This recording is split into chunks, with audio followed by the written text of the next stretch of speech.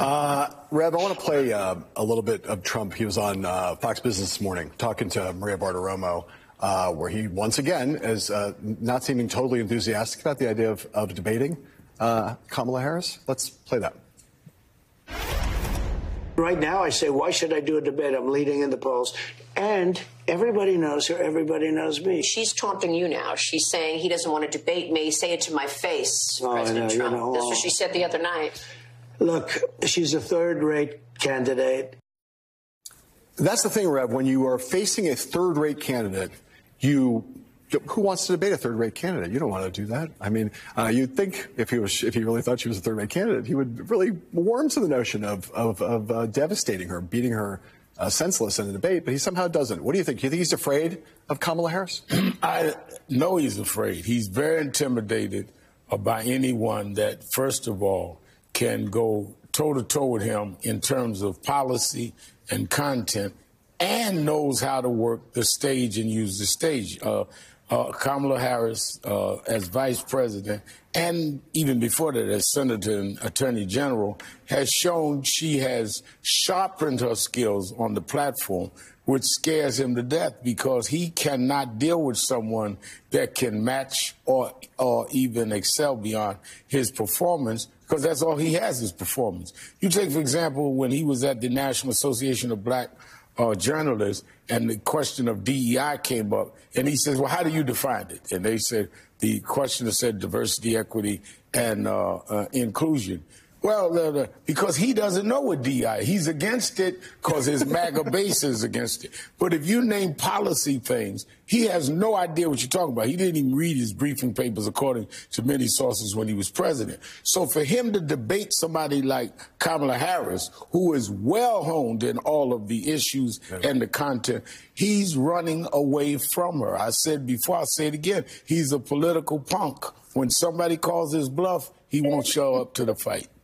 Christina Reynolds not a political punk. But she is someone, Christina, who worked for Hillary Clinton. Importantly, I think seminally, as someone who saw up close what the challenges faced by the kind of misogynist attacks that Hillary faced, and that Kamala Harris is already facing, is going to face. Talk a little bit about the particular challenges. As of now, Republicans, Trump, they're so crude and so badly executed that it's easy to kind of laugh them off. What do you anticipate is that part of the campaign is going to look like, and how the Harris team is going to have to cope? Yeah, look, it's going to get worse, is the reality. It's bad now, and it's ugly, and it's unfortunate that she has to deal with this. This is what women candidates often have to deal with. And for Kamala Harris, she is a woman of color, so she gets both, the double whammy of racism and sexism. And we're going to see more of that. I think you saw her handle what happened at NABJ and the question of when she turned black. I should use air quotes there.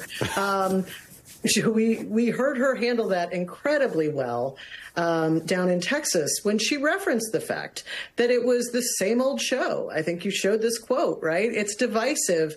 She talked about what it was. She called it out for what it was. And then she moved the conversation into why it shows how wrong he is and what she wants to do with the country. It was a phenomenal response. And I think we'll continue to see that. The other reality, and I joined with a bunch of other women leaders this week in asking the media to be better at calling out what is actually racism and what is actually sexism. And I think that since Hillary Clinton, they have gotten better. I know that the people who support her and people on social media, I'm told this is happening on TikTok. I am too old to be on TikTok, but I know that what we're seeing is people online are calling it out and making sure that people see these comments for what they are, and then moving the conversation back to why Kamala Harris is a great choice, because we can't just live in the outrage. Christina, you're not too old for TikTok. No one's too old. No one's too old for TikTok. If it wasn't a Chinese communist intelligence operation, I wouldn't be too old for TikTok. But it is, so I stay off.